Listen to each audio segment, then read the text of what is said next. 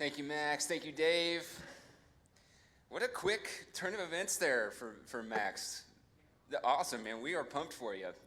We're going to miss you for sure, but you know, we will go with you. We will go with you, no doubt. So, how many of you, by a show of hands, have a quilt in your family, like a really nice hand studio? Okay, so quite a few of you. I know a few of you actually make the quilts around here. I've seen a few really beautiful ones by your hands. But quilts just got me thinking about this. From some reason, it came up reading the passage this week. Quilts are more than just blankets, aren't they? Like, especially the really good ones. Like, not just the ones you buy at Cracker Barrel. Those are nice enough. But like the real hand-stitched, magnificent, beautiful quilts. They're more than blankets. They can be heirlooms. They can be like carriers of memories. They can be so much more than just a piece of cloth. My favorite blanket ever needs a lot of work. It's in really rough shape these days, but it was made by my great granny, and it was this beautiful purple, little like flowers on it. It wasn't the most manly, masculine looking blanket ever, but it was the softest, most comfortable blanket I have ever had in my life. I slept on it as a kid. I brought it with me to college. It was like one of those things, like that was my blanket. And it by this time it has patches all over it, but my God, that was a cozy piece of fabric, let me tell you. It was awesome. And it was one of those things like you could just, I don't know if you've had this experience, like those types of things, like they can touch your skin and you can almost just feel the love that went into it. Maybe I'm just waxing poetic there.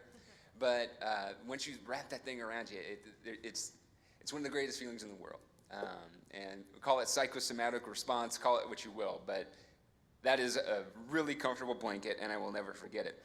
I have one also that was given to me by my grandpa when Janelle and I got married. He had it commissioned from locally in Missouri. It was this magnificent, beautiful thing. We started using it in our bed. Cats started putting holes in it, so that we had to stop that real quick to preserve it for times to come. But that will forever remind me, though. Like just as the purple one reminds me of Great Granny, that will remind me forever of my grandpa and the occasion that it was given to us and the love that it was given to us through that. So quilts are like that.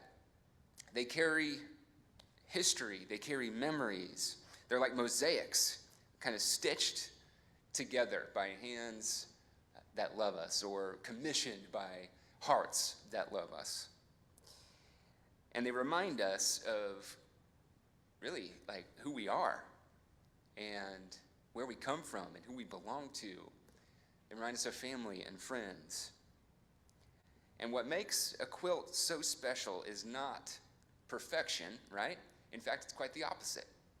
What makes a quilt really, really special, it's full of these mismatched colors, all these different odd patterns and fabrics, but it's beautiful in the way that these broken, leftover pieces sometimes come together and make something whole and something beautiful, something that wasn't there before, and makes it a better part. All these parts come together to make this perfect, better whole. In a way, when you think about it, quilts are actually kind of sacramental. They're sacramental, out of ordinary scraps, even things that have been thrown away sometimes, or like old t-shirts. Think of the AIDS quilt that comes here every few years, right?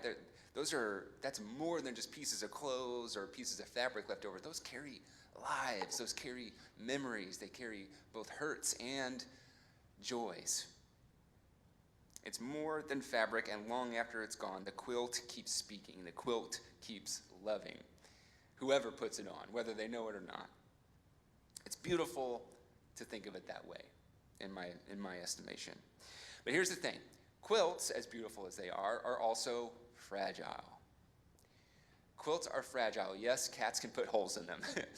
Yes, they can be, trampled on. They can be used well-loved, as we say, right? They can be punctured, ripped, torn. You could pull a piece of thread, and that one piece of thread, could, potentially have great consequences. Can potentially unravel. Pull too hard on one thread, and the whole thing can begin to unravel. Neglect it, and it can fray. So a quilt has to be cared for, has to be mended, it has to be restitched, repatched sometimes, if it's to continue to last and serve for generations. That is the image that came to my mind when reading our text for today in Isaiah. And actually, I was probably already thinking about it because we have all tirelessly expressed over the course of the past year just how hard, how heavy things feel, how hard things have gotten, our community, our country, our world, kind of like a quilt. Beautiful, storied, diverse, stitched together by generations of hope and sacrifice. And yet, it seems in many ways to be coming undone by the day. The seams are fraying, threads being pulled apart,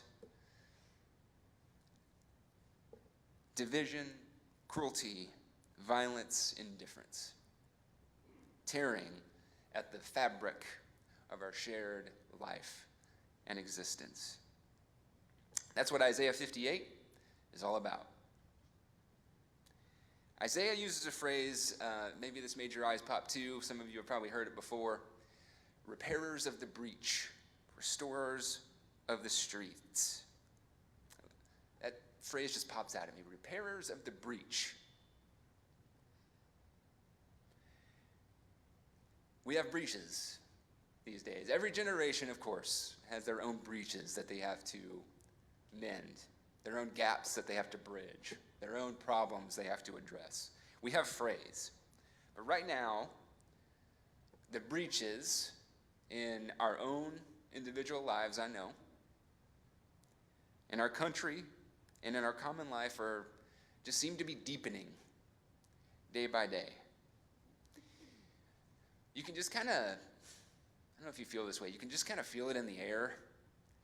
It's just in the air. More suspicion than trust, more finger pointing than collaboration, more undoing than building up. The fragile quilt of our current day, of democracy, of fill in the blank, stitched together over generations of people who have bled and struggled and sacrificed, is being pulled apart, picked apart, thread by thread. Rights won in generations past being dismantled in another. Progress of decades being undone as if somebody's just pulling a single string and unraveling an entire fabric. And my goodness, it's exhausting. It's exhausting. It leaves us wondering what does it mean to be a faithful people in such a time as this? Isaiah 58 was also spoken in the time of unraveling, like I said, and he was writing to a people of Israel who had returned from exile in Babylon with high hopes. Madison had kind of introduced that with his text a few weeks ago. And they thought this was their second chance. They were returning from exile, their fresh start. They just got back, and then reality kind of hits them in the face a little bit. Jerusalem was still a pile of rubble. The economy was in tatters. The elites colluded with foreign rulers, as David kind of read in the introduction, lining their own pockets. Poor farmers were crushed with debt. Foreigners, neighbors who would worship God for generations there were all of a sudden being treated like outsiders. And yes, David, that does sound familiar, doesn't it? It does sound familiar. The community, the nation, man, turn inward on itself. Obsessed with ritual fasting and Sabbath rules as if God could be bribed into fixing things. And meanwhile, the vulnerable were still suffering. And that is why in the passage today, Isaiah comes in with lays down these series of, if-then statements. Very typical for prophetic literature, but these just seem to be hitting on point today. These if-then statements. If you remove the yoke, right? The yoke is the thing that they put over oxen and horses that keeps them, moving straight and narrow. If you stop pointing the finger, if you feed the hungry, then your light shall rise in the darkness. Then your ruins shall be rebuilt. Then you will be called repairers of the breach. I love that Isaiah names those symptoms so directly. Especially, it stood out to me, the pointing of the finger, the speaking of evil, and the pointing of the finger. That's not just about rude words. That's a concept that many of us know as scapegoating, right? Pointing the finger, scapegoating. It's about finding someone to blame. It's about the human tendency then and now to create this false sense of unity by naming, or actually creating, more likely, a common enemy. In Isaiah's day, foreigners were scapegoated. Poor farmers were scapegoated. Anyone considered impure, ritually, scapegoated a little bit. The result was not healing, it was not purification, it was deeper and deeper division and more suffering. And we live in that same cycle. Our politics thrive on pointing the finger, don't they? Immigrants scapegoated as threats and criminals. The unhoused population scapegoated for urban problems. Queer and trans kids, queer and trans people, some of you victims of this here today yourself, scapegoated as if you're somehow a danger to society and democracy. All of this, while the deeper problems of greed, corruption, inequality go completely unaddressed. And we're not exempt from this ourselves either, no matter which side of the aisle you find yourself on. We think we're pointing the finger at the obvious culprits, but maybe perhaps we're just kind of holding up a mirror, making sure it's pointed directly at our enemy, when we could also be seeing our very reflection in that mirror. You know what the sad thing about scapegoating is, though? It works. That's the sad thing about scapegoating. It works, at least temporarily. In the short term, scapegoating gives people the illusion of unity. But Isaiah names it and says it very clearly. This is not the way to healing. This is not the way to restoration. So, what is the way? Isaiah says, break the yoke. Stop pointing the finger. Feed the hungry. Tend to the afflicted. Honor the Sabbath as joy and liberation. Not just another day off, but radical, resistant rest. Then, and only then, will light break through the gloom. Then, the community will be restored. Then you will be called repairers of the breach, says Isaiah. The healing God promises through that is not just individual, it's also communal. not just individual, the injustice systems, the injustice that poisons the whole body. Repairers of the breach can lead to the liberation that heals the whole body. That vision isn't as abstract as you may think it is. It's deeply practical, actually. It insists that if we want renewal, if we want a deeply spiritual renewal, we must also seek communal renewal. It's not enough to just pray for revival or complain at how bad things are going while ignoring the oppression we see. Can't fast in the temple while exploiting your neighbor in the marketplace. God doesn't want bribes. God wants justice. And now here's the thing. We all hear this. We all hear this. And when we think about our world right now, I know, and I know you know, because we have been collectively talking about this for over a year now.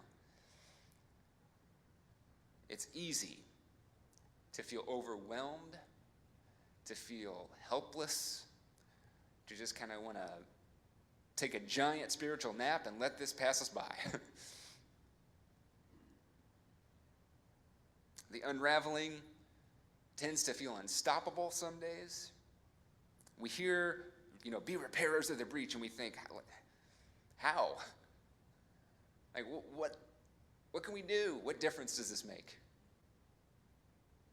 What difference can one vote, one voice, one choice, one congregation make when the nation and our world just seems so divided? What difference can we make? I want to acknowledge that feeling because I feel it too. 100%. That sense of hopelessness is absolutely real. And many of us carried it with us through those doors this morning and are holding on to it now.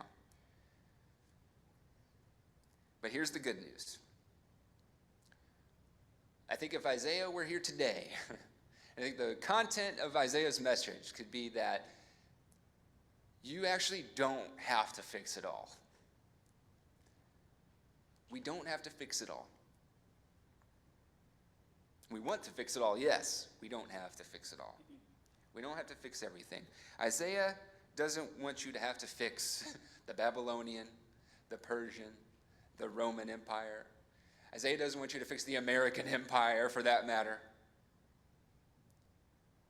or heal the entire world. I think Isaiah might say, start with the yokes that you can break. Start with the yokes that are right before you today. Start with the hungry that you can feed.